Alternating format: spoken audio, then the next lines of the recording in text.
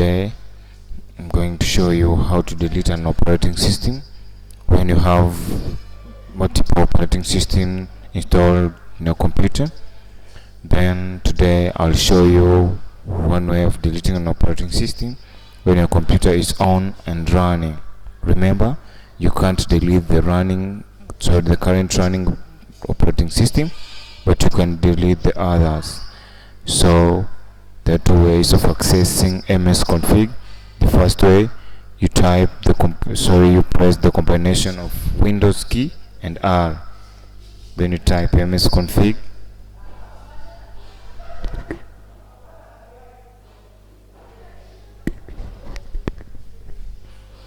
There you go. The second way is you press Windows button, then you type msconfig.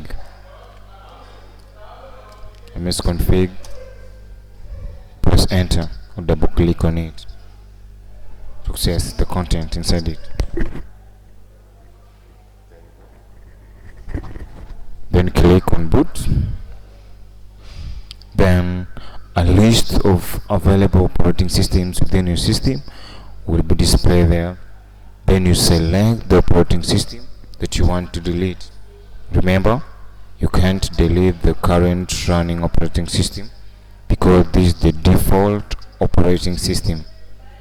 So in my case, I just have one operating system, which is Windows 7, and I can't delete that.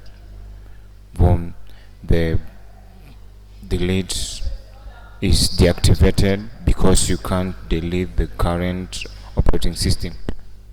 But if in your case, if you have multiple operating systems, just select the operating system that you want, then click delete, then wait for the process until it's complete, and then you have successfully deleted the operating system.